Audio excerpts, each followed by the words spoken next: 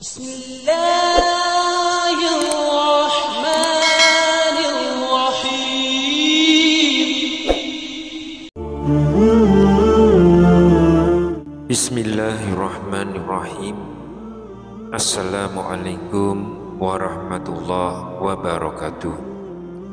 Syukur alhamdulillah kita masih dipertemukan kembali di channel ini. Sholawat dan salam selalu dan tetap tercurahkan kepada junjungan kita Nabi besar Muhammad sallallahu alaihi wasallam. Allahumma sholli ala sayyidina Muhammad wa ala ali sayyidina Muhammad. Harapan dan doa saya semoga sahabatku semuanya selalu diberikan kesehatan, dilapangkan rezekinya, diampuni dosa-dosanya, dipanjangkan umurnya, dan semoga kita tidak mati kecuali mati dengan beriman dalam Islam. Dan sempatkanlah menuliskan salawat di kolom komentar. Insya Allah akan menjadi bukti cinta kita kepada Rasulullah Muhammad sallallahu alaihi wasallam. Semoga kita semua mendapatkan syafaat beliau di akhirat kelak. Amin ya rabbal alamin.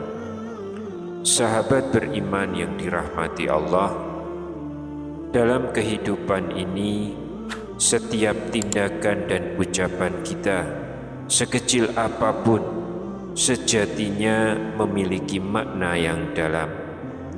Islam mengajarkan kita untuk tidak hanya menjaga ibadah besar seperti sholat dan puasa, tetapi juga memperhatikan tingkah laku dan kebiasaan harian, karena di sanalah letak keberkahan yang sering terabaikan. Menjaga ucapan, membiasakan lisan dengan zikir, dan membudayakan kalimat-kalimat kebaikan dalam keseharian adalah bagian dari akhlak mulia yang diperintahkan dalam Islam. Sebab ketika seseorang mengisi hari-harinya dengan kebiasaan yang diridhoi Allah, maka Allah akan memuliakannya baik di dunia maupun di akhirat. Allah subhanahu wa ta'ala berfirman dalam Al-Quran, Innal ladzina amanu wa amilus sholihati sayaj'alu lahumur rahmanu wudda. Dan orang-orang yang beriman dan mengerjakan amal-amal yang soleh, kelak Allah yang maha pemurah akan menanamkan dalam hati mereka rasa kasih sayang. Quran Surat Maryam ayat 96. Sahabat beriman, diriwayatkan dari seorang ulama besar bernama Al-Faqih Al-Imam Abu Al-Laits As-Sarmarqandi. Beliau berkata, barang siapa yang menjaga dan mengistiqomahkan 7 kalimat ini, maka dia adalah orang yang mulia di sisi Allah subhanahu wa ta'ala dan para malaikat. Allah akan mengampuni dosa-dosanya walau sebanyak buih di lautan, dan dia akan merasakan nikmatnya ketaatan, serta hidup dan matinya akan dipenuhi dengan kebaikan. Bahkan disebutkan pula bahwa sebanyak apapun dosanya, jika ia membiasakan kalimat-kalimat ini, maka akan diampuni oleh Allah. Ia akan merasakan kebahagiaan yang sejati, terhindar dari kesusahan dan kerumitan hidup. Kalimat ini akan menjadi sebab kelapangan dan kecukupan dalam hidupnya. Lalu apa saja 7 kalimat kebiasaan harian yang begitu agung itu? Yang pertama, membaca basmalah. Setiap hendak memulai pekerjaan, biasakanlah mengucapkan bismillah. Rasulullah SAW bersabda, setiap perkara penting yang tidak dimulai dengan bismillah maka terputus dari keberkahan. Hadis riwayat Abu Dawud. Dengan membaca bismillah, kita menyerahkan urusan kita kepada Allah, berharap pertolongan dan perlindungan darinya. Yang kedua adalah membaca hamdalah. Setiap selesai pekerjaan, ucapkanlah alhamdulillah sebagai bentuk syukur. Allah berfirman, la in syakartum la azidannakum.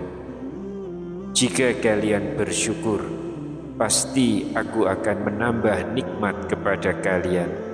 Quran Surat Ibrahim ayat yang ke-7. Syukur adalah magnet keberkahan.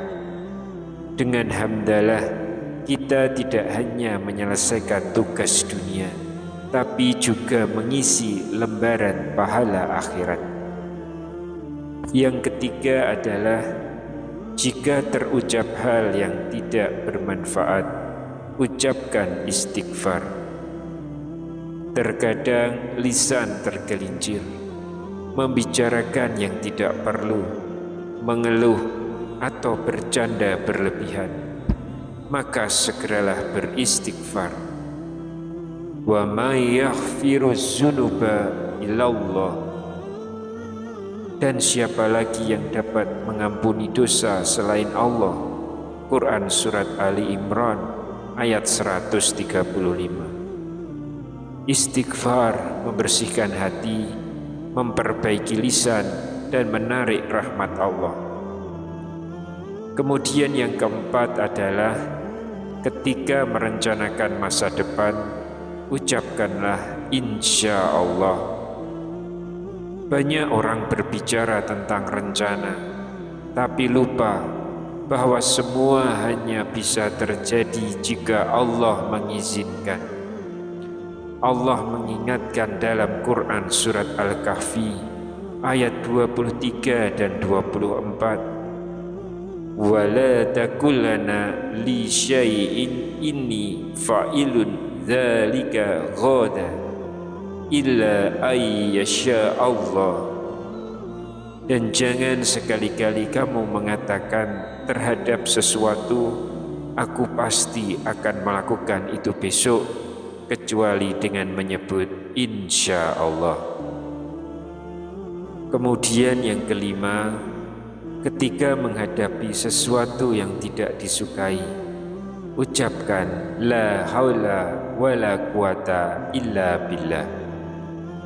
Kalimat ini adalah pengakuan bahwa tidak ada daya dan kekuatan kecuali dengan pertolongan Allah. Rasulullah SAW bersabda, kalimat la haula wala quwata illa billah adalah simpanan dari simpanan-simpanan surga. Hadis riwayat Bukhari dan Muslim. Yang keenam, jika ditimpa musibah, ucapkan inna lillahi wa inna ilaihi raji'un. Kalimat ini bukan hanya penghibur, tapi juga bentuk keimanan bahwa segala sesuatu milik Allah dan akan kembali kepadanya. Alladzina idza asabathum musibah qalu inna lillahi wa inna ilaihi raji'un. Orang-orang yang apabila ditimpa musibah, mereka berkata, sesungguhnya kami milik Allah dan kepadanya kami kembali. Quran Surat Al-Baqarah ayat 156. Yang ketujuh adalah senantiasa mengucapkan kalimat tauhid, la ilaha illallah Muhammadur Rasulullah. Kalimat ini adalah inti dari keimanan kita, sumber ketenangan dan keselamatan. Rasulullah bersabda, barang siapa yang akhir ucapannya la ilaha illallah, maka ia akan masuk surga. Hadis riwayat Abu Dawud. Sahabat beriman, ketujuh kalimat ini bukan sekedar rangkaian kata, tapi jalan hidup, kebiasaan yang penuh keberkahan dan penjaga hati dalam menjalani dunia. Jika kita menjaganya dalam keseharian, maka insya Allah, Allah akan menjaga kita, muliakan kita, dan mengampuni kita. Mari jadikan lisan ini penuh zikir, hati ini penuh syukur, dan hidup ini penuh berkah. Amin ya rabbal alamin. Wallahu a'lam bishawab. Wassalamualaikum warahmatullahi wabarakatuh.